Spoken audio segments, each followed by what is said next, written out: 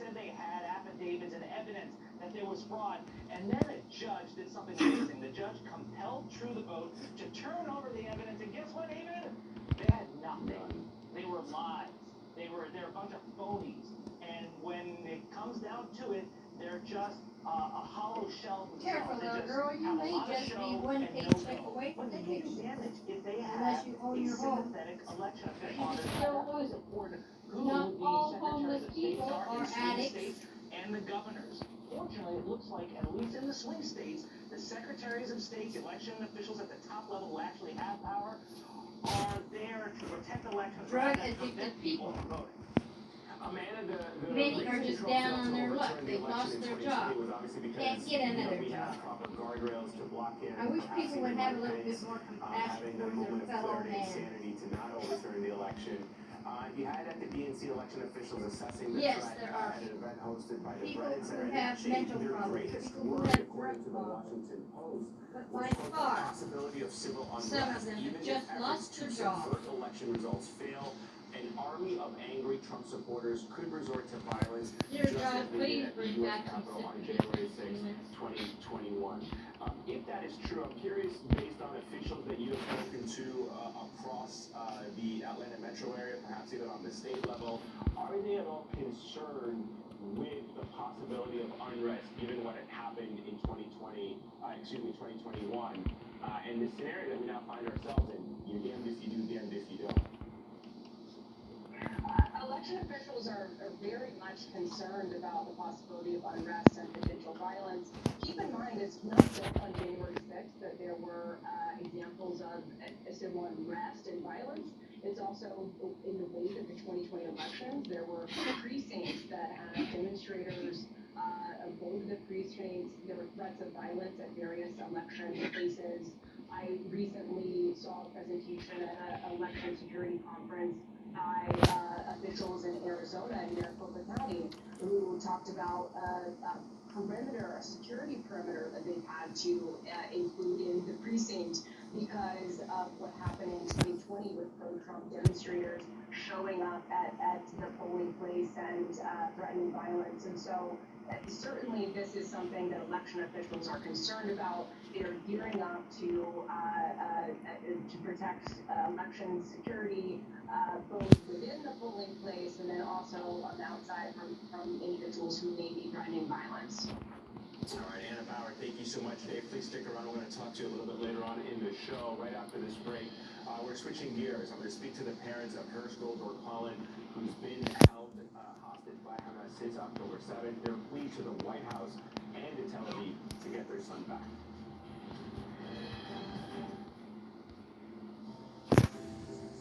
The best moments deserve the best eggs, especially when they're Eggland's best. It tastes so deliciously fresh, with better nutrition too. For us, it's eggs any style, as long as they're the best. Eggland's best.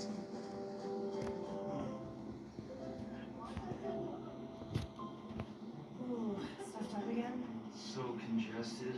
You need Sinex Daily from Next. Just Sinex? What is wrong? Sinex? Breathe. We always had Dawn and Caroline, my best buddies. Yep. Having a whole lot. So we got him. He is an absolute joy. Once we got on the farmer's dog, he just attacks it. It's incredible. They're so tuned into you, and they have such personality. Even without a dog, I don't know. Can't imagine. I'm certain it's level 5. Are you for imprint certain? Certainty matters. For-Imprint is your home for promo gear to wow clients and inspire your team. Check out forimprint.com. For-Imprint, for certain. Missing out on the things you love because of asthma? Get back to better breathing with Fasenra, an add-on treatment for eosinophilic asthma that is taken once every 8 weeks. Fasenra is not for sudden breathing problems or other eosinophilic conditions. Allergic reactions may occur. Don't stop your asthma treatments without talking with your doctor. Tell your doctor if your asthma worsens. Headache and sore throat may occur.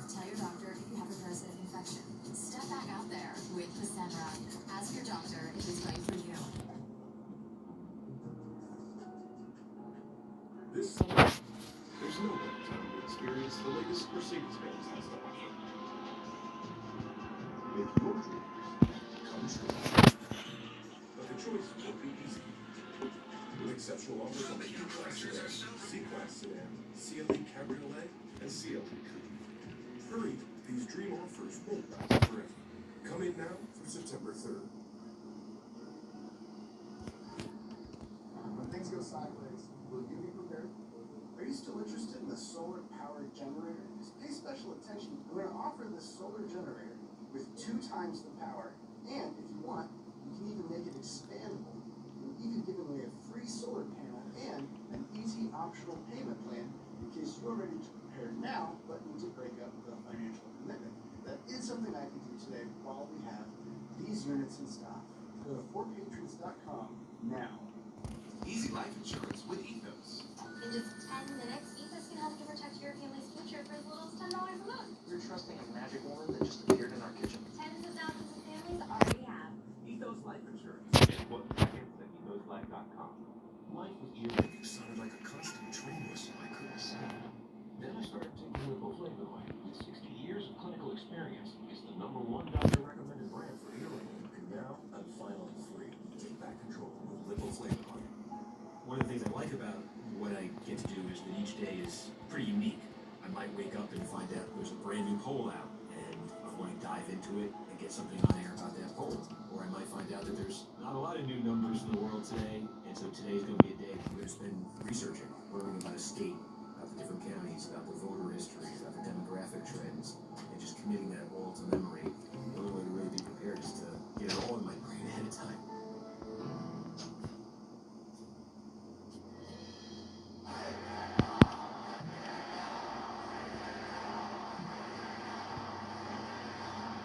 Anyone who is a parent or has had a parent can try to imagine the anguish and misery that John and I and all the hostage families are enduring. Every person is an entire universe. We must save all these universes. It has been more than 300 days since John Pollan and Rachel Goldberg Pollan have seen their 23-year-old son Hirsch after he was taken hostage by Hamas on October 7th. Their emotional plea at the DNC called for an urgent return of all the hostages and for stopping the despair and devastation in Gaza. Today, I spoke with John and Rachel about the ongoing ceasefire negotiations, which U.S. officials say will continue despite the strikes overnight between Israel and Hezbollah. John and Rachel, thank you both very much for joining us. Before I asked you about the DNC, I just wanted to get your thoughts, if I could, about the recent developments in Israel and Lebanon with this recent preemptive strike on southern Lebanon, just this weekend as negotiations continue to try to secure a hostage deal and a ceasefire. Do you fear that these new developments will not only impact progress in a ceasefire agreement, but could also delay progress in getting your son Hirsch safely home? That's definitely a fear. We have been optimistic somehow for 324 days. We continue to be optimistic.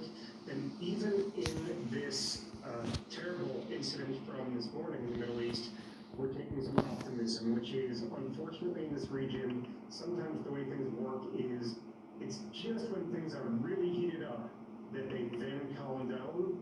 And we've talked about it, we've heard other people talk about it. In this inflamed region right now, there is one thing that can singularly most calm down the entire region, and that one thing is to do a deal to release the hostages and bring some calm to Gaza, which in turn will bring calm to the rest of the region. So we're teetering right now, we're on the precipice, and we are so hopeful that the leaders of this region, really, we're all in the hands of 2 men, and those 2 men need to decide that for the good of their people, the good of the region, and I would argue for the good of the world right now, they need to do a brave thing and lean in and do this deal that the United States and other mediators have been pushing so hard for so long, and that seems like it could be in grasp right now. We hope we're there. I wanted to ask you, if I can, John, about about the two men that you believe can end all of this if they come to an agreement. I assume you're talking about the leader of Hamas, Yahya Sinwar, and the Israeli Prime Minister Benjamin Netanyahu. Is that safe to say those are the two men you're talking about? That's correct. Let's say that you had a chance to speak with the Israeli Prime Minister. What message would you deliver to him in this moment? I'm sure you are familiar with some of the reporting that has been coming out of Israel attributed to the families of hostages who have been speaking to the Prime Minister's office. And some of the accounts that have been coming out in the Israeli press seem to be very troubling, that he is not pushing for a deal or at times walking away from deals. So I framed it for the Prime Minister through two lenses. One is the lens of all of us, the people of Israel, which is to say, we were all traumatized on the 7th of October. We have all, like everybody in the region, been living in a stress, tense period for 324 days. And as you mentioned, that I've said in the past, I think that for all of us to be able to kind of move on and get to the national rehabilitation that we all need to move forward, it's clear, and the people of Israel are speaking loudly and clearly in polls, that what we need is to bring home our loved ones. We need it for our national resilience, we need it for our unity, and it's what the people of the country are calling for. Through the personal lens, what I would say to the Prime Minister is, and I've talked about this in the past, Prime Minister Netanyahu is the son of a historian. He himself is a history buff, and I think that he very well understands that right now there is a moment. He's at a fork in the road. He can be the Prime Minister whose last significant work is unfortunately having been the Prime Minister on the tragic day of October 7th, or he can be the Prime Minister who took that tragedy, turned it around, brought people home, and rebuilt the resilience of the Israeli people and strengthened them moving forward. I know he gets that, and I believe that that is very much the legacy that he wants to build for himself, and I hope that we're all right in saying that. Rachel, I know that you have both met with President Biden and the Vice President Kamala Harris several times since the beginning of the war. You both emphasized in your DNC speech last week that the administration is working tirelessly to reach a ceasefire deal. Do you believe that the United States should be exerting more leverage over all the parties in the region to bring their sides to a deal, since it seems up until now both Yahya Sinwar, Hamas, and the Israeli Prime Minister are unable to reach a deal on their own? Do you believe the U.S. should use even more leverage than it has over Israel and over allies in the region that actually communicate directly with Hamas for a deal? I certainly think now is the time, if someone has the power to influence these two parties, now is the time to do this. We know, just unfortunately, a few days ago, 6 more hostages were retrieved, their bodies were retrieved. It was, autopsies were performed, and it is known that these were 6 men who were taken alive, who were alive for several months, who died in captivity in horrible circumstances. There is no time to spare, and there is no leverage to spare. And I do believe that President Biden is desperately, tirelessly, and tenaciously working on this. I know Vice President Harris is also committed to this, and I know that the entire team who's been in the Middle East have been truly astonishing with their steadfastness. Director Burns, Brett McGurk, Secretary Blinken, and just to name a few. And I really wish them continued strength and success, because I know that they've been doing such hard work since October, and now here we are already at the end of August. And I just think the time has come. Pull out all the stops, whatever those stops are. Now is the time. Speaking of hope, just for a moment, if I can, John and Rachel, are you adequately being given information and updates from official sources about these situations, or are you left in the dark? I mean, walk us through the type of information that you're receiving about where Israeli intelligence or Israeli government officials and American government officials believe where your son to be, and do they believe he is still alive? Oh, so we get very little information, tragically. It is not like people who are wrongfully detained, who were thankfully able to receive letters and care packages and books and sort of information and get information out. We and all of the hostage families have almost no information at all. There has been absolutely no communication whatsoever with any of the hostages since they were kidnapped 324 days ago. There have also been absolutely no humanitarian aid organizations on the planet that have gone to see any of the hostages. We were, I will say, blessed on day 201 to have a proof of life video that was kind of a propaganda video released of Hirsch. And so we knew from then that he was alive then. And the way that it works is Israeli and American intelligence communicate to us and tell us if they have a suspicion that your loved one may be, God forbid, dead, or they know for sure that they have died, they do notify the family immediately. And so our point of contact every day when she contacts us says, another day of no news, which is good news. So we kind of live in this parallel universe that many people can't begin to imagine. We ourselves can't begin to imagine, and we're in that universe where our only son has been missing for these 324 days, and we've had one time that we've seen him, and it was for a 2-minute video where he was reading a script. So it's really a very torturous and anxiety-riddled existence. Yeah, I can't even imagine. My heart goes out to you and all the other families of the hostages there, and we pray for their safe and immediate release as quickly as possible. John Holland, Rachel Goldberg Holland, thank you so much for joining us, and please stay strong. Thank you. Thank you. Thank you for raising the awareness. Next, Florida Governor Ron DeSantis waged a war on woke, and the people of Florida are waking up to take a stand against their governor. Let me explain. I own a lot of businesses, so I wear a lot of hats. My restaurants, my tattoo shop, and I also have a nonprofit.